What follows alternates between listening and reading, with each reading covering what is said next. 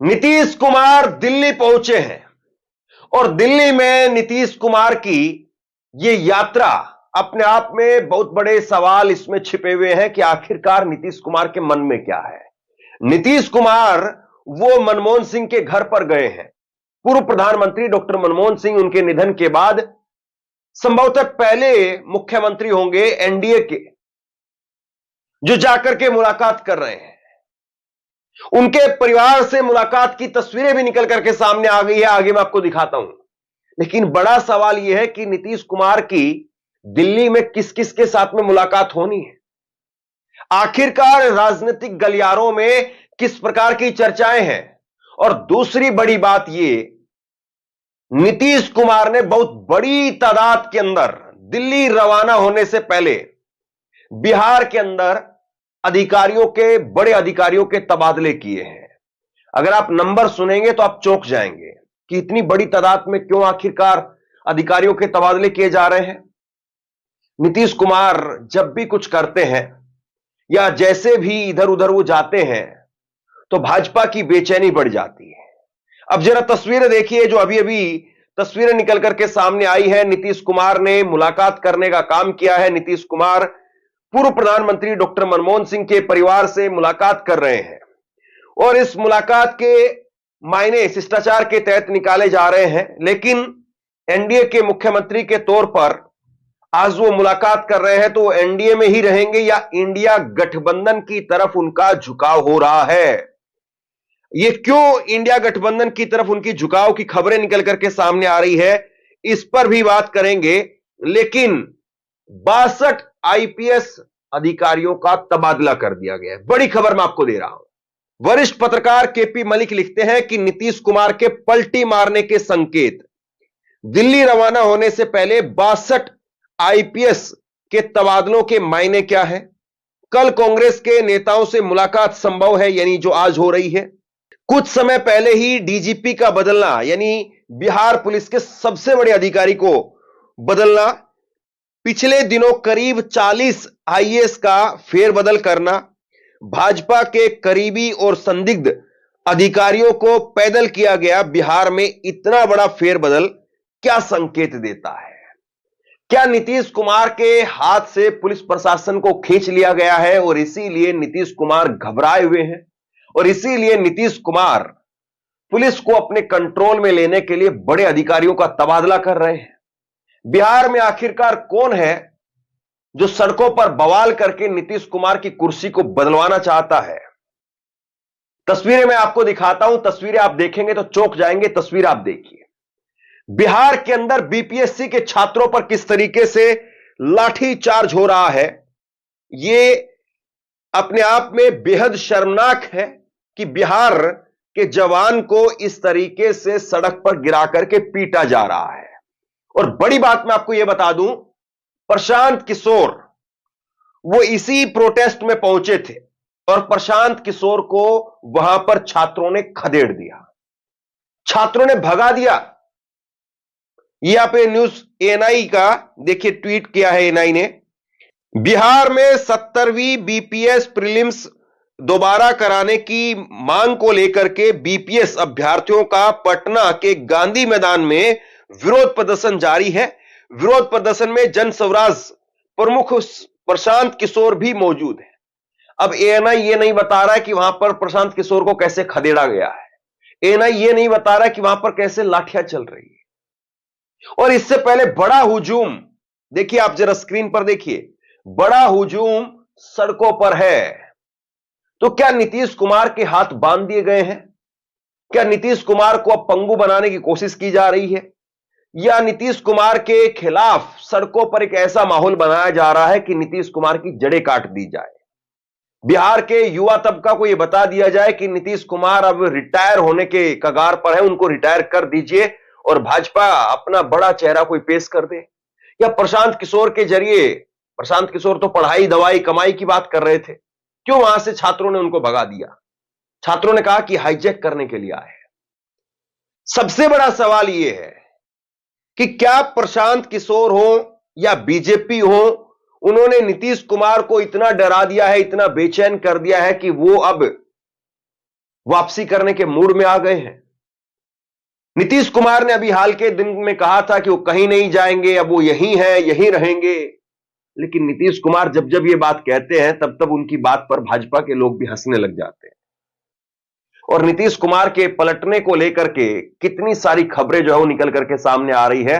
वरिष्ठ पत्रकार मुकेश, उन्होंने ट्वीट करके क्या कहा है जरा देखिए। मुकेश कुमार, उन्होंने ट्वीट किया और एक लंबा चौड़ा ट्वीट करके बिहार की मौजूदा जो स्थिति है उस पर जो है वो एक बड़ी तस्वीर पेश करने की कोशिश कर रहे हैं। उन्होंने कहा कि दरअसल नीतीश बाबू को नींद में चलने की बीमारी है। कभी वो बीजेपी के दफ्तर में चले जाते हैं, कभी आरजेडी के, जहां पहुंच जाते हैं उसी के साथ में सरकार बन जाती है। वैसे कई बार पहुंचते पहुंचते रास्ता बदल जाते हैं और वापसी घर भी लौट आते हैं। इधर सब टकटकी लगाए बैठे हैं, आज की रात नीतीश कुमार किसके दरवाजे पर दस्तक देने वाले हैं। नीतीश कहें, तेजस्वी कह रहे हैं कि चाचा थक गए हैं, चूक गए हैं और उनके आने से नुकसान होगा, मगर दिल ही दिल में मान रहे हैं कि नींद में चाचा इधर का रुख कर ले। मगर चाचा तो चाचा है, वो नींद में होते जरूर हैं मगर उन्हें पता है कि कहां जा रहे हैं, कहां जाना है। दुनिया को धोखे में रखते हैं, वो नींद में चल रहे हैं मगर उनकी आंखें खुली रहती हैं। हर हाल में उनको कुर्सी दिखती है। अगर उन्हें यकीन हो चुका है कि बीजेपी कुर्सी खींचने वाली है तो जरूर पलटेंगे। पलटना प्रकृति का नियम हो ना हो, लेकिन नीतीश कुमार की प्रकृति जरूर है और यह नियम अकाट्य है। देखें मोदी और शाह उन्हें आश्वस्त कर पाते हैं या नहीं।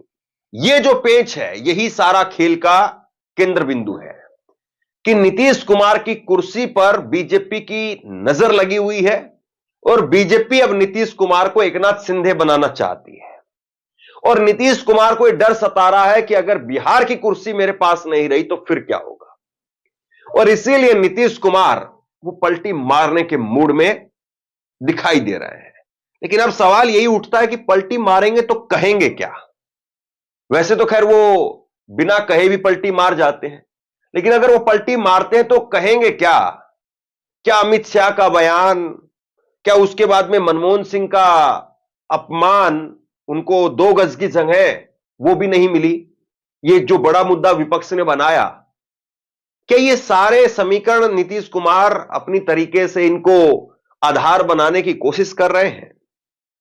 आज भी पवन खेड़ा ने, कांग्रेस के नेता ने, उन्होंने पलटवार करने का काम किया जेपी नड्डा के ऊपर और कहा कि निगमबोध घाट पर कब ऐसा हुआ है कि किसी पूर्व प्रधानमंत्री का अंतिम संस्कार हुआ हो। हम कम बोले क्योंकि मौका ऐसा नहीं था। निगमबोध घाट पर आप एक पूर्व प्रधानमंत्री की अंत्येष्टि कर रहे हैं। एक ऐसी जगह उनकी अंत्येष्टि होनी चाहिए थी जहां उनका स्मारक बनाया जा सके। उसके बाद में जो बदइंतजामी हुई वो भी हमने देखा। जिनका अंतिम संस्कार था उनके परिवार पर भी उनको ध्यान नहीं है। परिवार, मनमोहन सिंह के परिवार के लिए फ्रंट रो में केवल 3 कुर्सियां रखी गई। कांग्रेस के नेताओं ने संघर्ष करके फ्रंट रो में कुर्सी लगवाई। इस तरह के इंतजाम, बद इंतजामी वहां पर थी। तो ये कांग्रेस के नेताओं की तरफ से प्रधानमंत्री नरेंद्र मोदी पर, उनकी सरकार पर एक बड़ा गंभीर आरोप लगाया जा रहा है। तो क्या यही आधार बनेगा नीतीश कुमार के पलटने का कि भाजपा अहंकारी हो गई है, वो अटल बिहारी वाजपेयी वाली भाजपा नहीं है। भाजपा अपने सहयोगियों को, भाजपा इस देश के जो महान पुरुष हुए हैं उनका अपमान कर रही है। नरेंद्र मोदी अपने आप के अलावा किसी और को देखना नहीं चाहते हैं। नरेंद्र मोदी वो इस कदर आज अपने आप में डूब चुके हैं कि अपने से पहले पूर्व प्रधानमंत्री के कद को देख करके वो घबरा गए हैं। क्या यही सब कुछ कह करके नीतीश कुमार वापसी जाएंगे?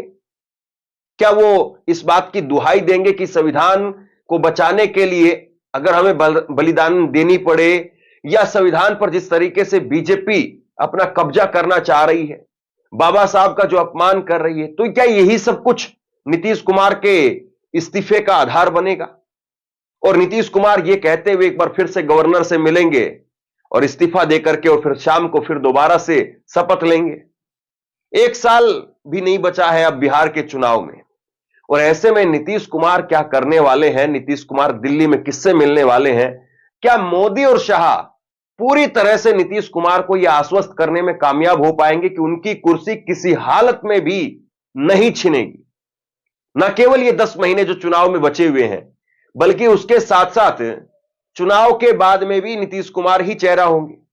क्या नीतीश कुमार इस आश्वासन के साथ में वापसी बिहार लौट जाएंगे कि बीजेपी उनको मुख्यमंत्री पद का चेहरा डिक्लेयर करेगी चुनाव से पहले ही? नीतीश कुमार जब दिल्ली आ रहे हैं, कहा तो यह भी जा रहा है कि वो अपनी आंखों का ऑपरेशन कराएंगे, आंखों का इलाज कुछ बता रहे हैं कि उनको होना है।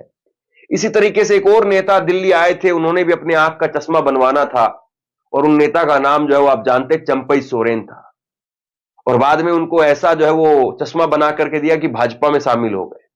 अब यहां पर कहीं उल्टा ना हो जाए।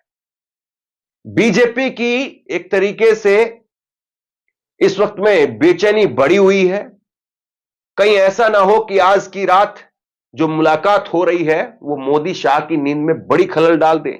नीतीश कुमार क्या फैसला लेंगे, नीतीश कुमार के मन में क्या चल रहा है,